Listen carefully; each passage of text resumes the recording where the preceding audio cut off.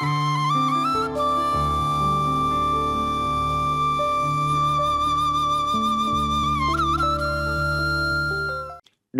தொலைக்காட்சி பார்வையாளர்கள், வாசகர்கள் எல்லோருக்கும் இனிய காலை வணக்கம்.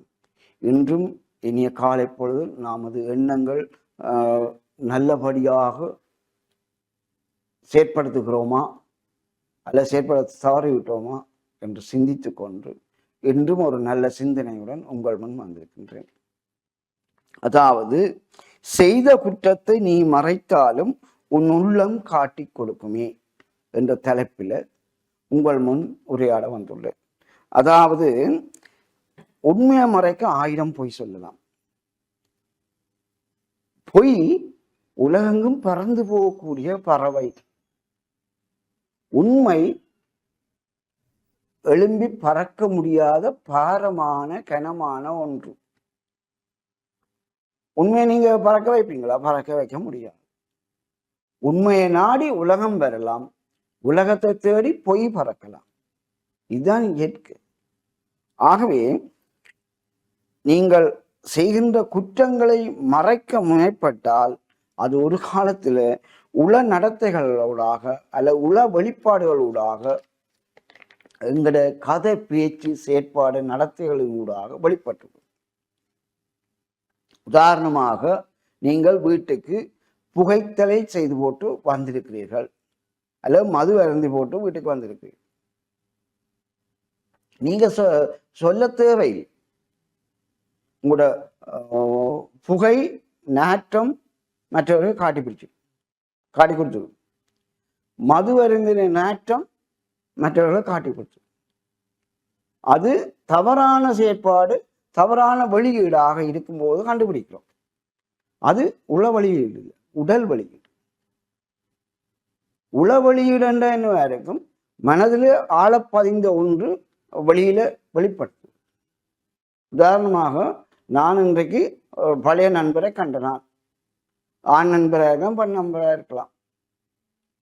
அப்போ நான் வீட்டில் ஆட்டோமேட்டிக்கலாக கதைப்பேன். அப்போ மனைவியோட கதைப்பேன்.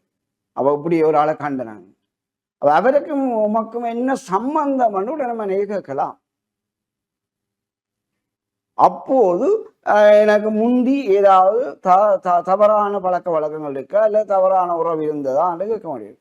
உண்மையாக சீரியஸாக படிக்கிறதானோ என்று கேட்க வாய்ப்பு இருக்கு. அவ்வாறான செயற்பாடுகளில் தான் கதை, பேச்சு, நடத்தை, உங்களோட வெளியீடுகள் கூடத்தான் நீங்க தவறு செய்தா, குற்றம் செய்தா வெளிப்பட்டுடும். அவ்வாறு வெளிப்பட்டு விட்டால் சமூகம் உங்களுக்கு எதிராக போர்க்கொடி கிளப்பலாம். இப்படி தவறு செய்து போட்டா வெள்ளக்காரனாரு எங்களுக்கு முன்னால் உள்ள ஆவரான்னு கேட்கலாம்.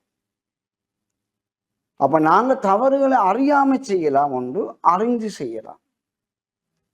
அறிந்து தவறு செய்தால் குற்றம்தான், கடவுளும் மன்னிக்க மாட்டார். அறியாமல் தவறு செய்தா எல்லோரும் ஒரு தரம் மன்னிப்பார்கள். அப்ப அறியாமலும் தவறு செய்யாம இருந்தா தான் நீ ஆளுமை மிக்க மனிதர். அது எப்படியா இருக்குமெண்டா, அரச சட்டங்கள் என்னமாயிருக்கும் என்றதை கற்றுக்கொள்ளவும், சமூக விழுமியங்கள் அல்லது மனித விழுமியங்கள் என்னென்று முதல் கற்றுக்கொள்ளவும். இதன்படிக்கு நாங்கள் பின்பற்றுகிறோமா? சமய கோட்பாடுகளை பின்பற்றுவோமா? ஊர் நடைமுறையை பின்பற்றுகிறோமா? அரசாங்க கட்டுப்பாடுகளை பின்பற்றுவோமா? எல்லாவற்றையும் பார்த்தோம் என்றால் நாங்கள் தவறு செய்ய வாய்ப்பு இருக்காது. எல்லாத்தையும் கற்றுக்கொண்ட பின்னர் நீங்க கம்பீரமா தெரியலாம், நெஞ்ச நிமித்தி கொண்டு தலையாட்டி கொண்டு தெரியலாம். அப்ப நீங்க தவறு செய்யவில்லை. இது தவறு, இது ஒழுக்க மீறல், இது குற்ற உணர்வை ஏற்படுத்துது. இவ்வளவையும் கற்றுக்கொள்ள வேண்டும். கற்றுக்கொண்ட பின்னர் தெருவில் இறங்கி நடப்பெயலாம். ஆகவே தவறுகளை மறைக்க முதல் தவறுகளை செய்யாமல் இருக்க கற்றுக்கொள்வதுதான் சிறப்பு. ஆகவே தவறுகள் செய்யாம, ஒழுக்க மீறல் செய்யாமல் வாழ கற்றுக்கொண்டு தவறுகள், ஒழுக்க மீறல்களில் ஈடுபடாமல் நாங்கள் நல்ல மனிதராக வாழ கற்றுக்கொண்டு நடைபோட வேண்டும் என்று கூறிக்கொண்டு விடைபெறுகின்றேன். நன்றி.